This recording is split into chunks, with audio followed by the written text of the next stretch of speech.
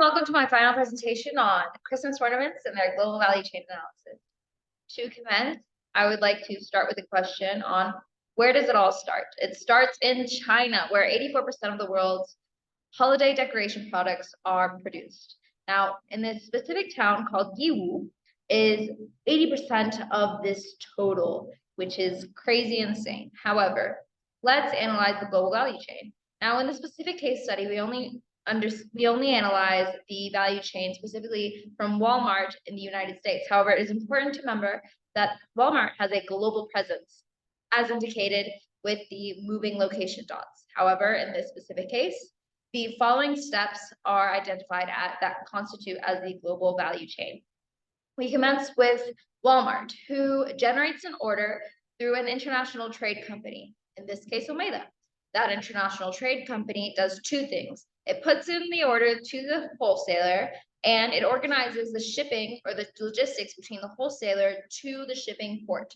Now, the wholesaler then has two options. It can either produce or manufacture the order by itself, or it can contract a manufacturer. And mostly they are small manufacturing companies. Now, the contract manufacturer delivers the merchandise to the wholesaler through the Omega logistics preparation, then delivers the merchandise to the nearest port. In this case, it was not the nearest, it was not Shanghai. They chose Taiwan port, and then Evergreen, the shipping company, then ships the merchandise to Walmart, back to the United States.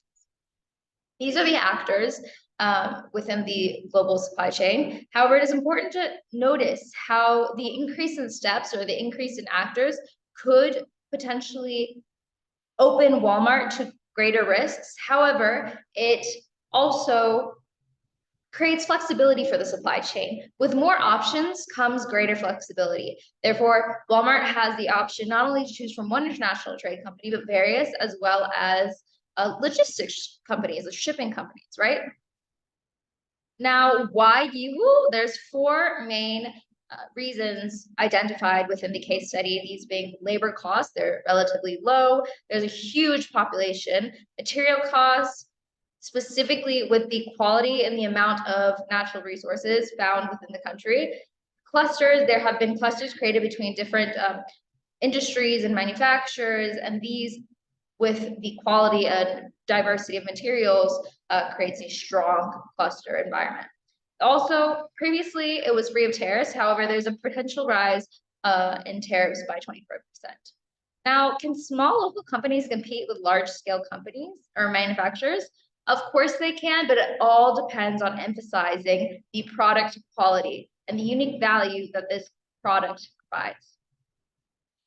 Now, why doesn't Walmart just create their own supply chain? Why do they subcontract? Now, it's all about costs. Primarily to optimize costs and create a greater flexibility within the supply chain is why they subcontract. And this also leads to the creation of value within the chain through the specialization of specific products, the diversity of these products, and the quality provided for low cost. Now, why doesn't Walmart just create their own supply chain? Well, it's expensive. And the labor costs identified with creating their own supply chain, or as well as the moving of their supply chain to either the US or a near company through nearshoring, it's all a big investment. Now, what would be the risks if Walmart decided to go have a long supply chain? Well, there's a reduction of product variety immediately. There's a limitation on logistic solutions because there's only one channel. There would only be one manufacturer, one logistics order, one wholesaler, let's say, and this having only one channel decreases your flexibility. And of course, there would be an increase in labor costs and a lack of skill or experience that the current supply chain or global value chain identified has. Now, if we were to continue with the global value chain, what would be the risks there? Well, the risks identified in the case study is that there's not enough labor, there's an increase in labor costs, and there's potentially tariffs with shipping container scarcities, as well as orders not being able to be fulfilled in time or not in time. As for the risks for 2022 and 2023, I will briefly mention that there would be environmental disasters, cyber attacks, and energy scarcities in the near future. Now, what do I recommend for Walmart? I recommend the combination of various long-term, medium-term, and long-term strategies. First, there must be an immediate increase in the variety of shipment partners and decrease of volume of orders. That means reduce the volume of each individual order and scatter these through different orders or through various small manufacturers. Now, of course, the analysis of possible nearshoring must be a consideration.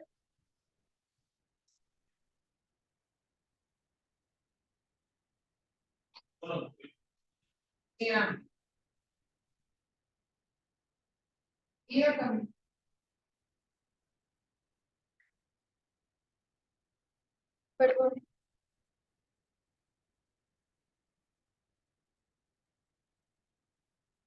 In the short term. Now, how would this be a consideration? You have to start analyzing the possible countries or the possible markets that could be entered through. Now, this is just this one part of the short term because it would be strictly an analysis. Now, this with the combination of the creation of mitigation strategies to prepare Walmart for the changes that would be seen within the supply chain in the long term, let's say 3 to 4 years from now, would then provide Walmart with the ability to then start the foreign investment and start to move their supply chain much closer to reduce the risks that are currently seen within the case study, and also reduce the risk of Walmart by having a long supply chain. It would reduce the supply chain but still strengthen product variation and quality.